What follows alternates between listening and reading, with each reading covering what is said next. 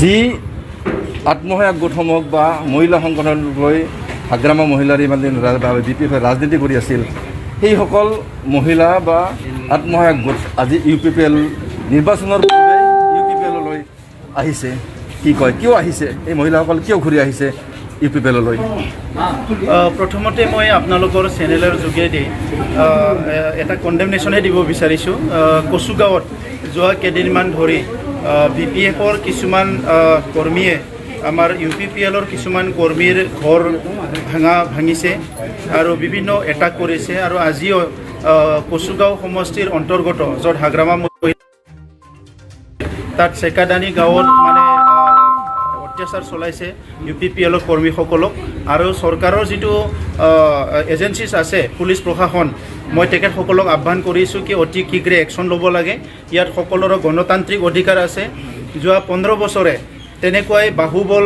প্ৰদৰ্শন কৰি পেলাই ধনবল প্ৰদৰ্শন কৰি পেলাই অগণতান্ত্ৰিক প্ৰক্ৰিয়াৰে চৰকাৰ চলাই আছে আৰু এইবেলি ৰাইজে ওলাই আহিছে এনেকুৱা গণতান্ত্ৰিক এটা বাতাবৰণ যিটো চলি আছে শান্তিৰে ইয়াত এইটো মানে বিনষ্ট কৰাৰ কাৰণে BPF কৰ্মীবিলাকে কচুগাঁও সমষ্টিত বহুতখিনি এণ্টি ইলিগেল কামবিলাক কৰি আছে সেইটো যাতে অতি শীঘ্ৰে বন্ধ হয় আৰু ইয়াৰ লগে লগে বহুখিনি জাগাত দাবী ধমকি দিয়া আৰম্ভ কৰিছে এইটো প্ৰশাসনে যাতে কণ্ট্ৰল কৰে এইটো মই আহ্বান জনাইছোঁ যিটো প্ৰশ্ন আপুনি কৰিছে কি সেল্ফ হেল্প গ্ৰুপবিলাক আহিছে আগতে BPF তাত আছিলে এতিয়া যিটো আহিছে এইটো সেল্ফ হেল্প গ্ৰুপ বুলি নহয় ইয়াত মহিলাসকলে যোগদান কৰিছে ইউথসকলে যোগদান কৰিছে আৰু BPF কৰ্মীৰ পৰা আদি কৰি বিভিন্ন দল সংগঠনৰ নেতৃবৃন্দ UPPLত যোগদান কৰিছে আৰু তেখেতসকলে সকলোৱে আমাৰ লগত আলোচনা কৰি এটাই কথা কৈছে কি এইবাৰ পৰিৱৰ্তন লাগে 17 বছৰত তেখেতসকলে জনগোষ্ঠী হিচাপে কিবা আশা কৰিছিলে সেইটো নাপালে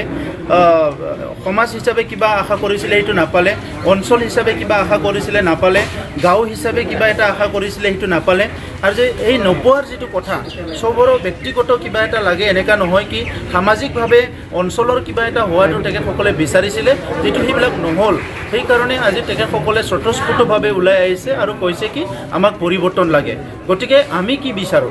আমি বিচাৰো এটা শান্তি সম্প্ৰীতিৰ বিটিয়াৰ সকলো অধিকাৰ সকলো যাতে নিৰাপত্তাৰে থাকিব পৰা এটা বিটিয়াৰ সকলো জাতি জনগোষ্ঠী নিজৰ ভাষা সংস্কৃতি অস্তিত্ব লৈ জীয়াই থাকিব পৰা এটা বিটিয়াৰ ভূমিৰ পৰা আদি কৰি সকলো অধিকাৰ সকলোৱে পাব পৰা এটা অধিকাৰ ব্যৱসায় বাণিজ্য চৰকাৰী চাকৰি বাকৰি যি সকল কৰি আছে সকলো যাতে ভালকে থাকিব পাৰে ইয়াৰ এটা পৰিৱেশ আমি গঢ়িব লাগিব আৰু ইয়াৰে এটা উদাহৰণ হৈছে যে যোৱা 27 জানুৱাৰী ভাৰত চৰকাৰৰ লগত বা অসম চৰকাৰৰ লগত যিটো চুক্তি হৈ গ'ল ইয়াত শান্তি প্ৰতিষ্ঠা হৈ গ'ল অস্ত্ৰমুক্ত হৈ গ'ল এই অঞ্চলত এতিয়া সবে নিৰাপত্তা যিটো হীনতা আছিলে সেইটো আজি সবে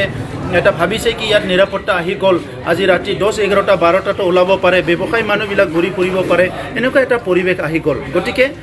UPPL চৰকাৰ গঠন কৰাৰ পিছত 17 বছৰে যিটো কেৰুণ তেখেতসকলে লুগালে যিটো ভুল হ'ল বা যিটো কাম নকৰিলে এইখিনি আমি কৰিবলৈ প্ৰস্তুত হৈছোঁ অলৰেডি আমি কিছুমান আঁচনি তৈয়াৰ কৰিছোঁ কি শিক্ষাটো আমি KG to PG আমি ইয়াতে ভাল কাম কৰিব লাগিব ভেঞ্চাৰ স্কুলৰ সমস্যা আছে টেট শিক্ষকসকলৰ সমস্যা আছে বিভিন্ন সমস্যা আছে সমাধান কৰিব লাগিব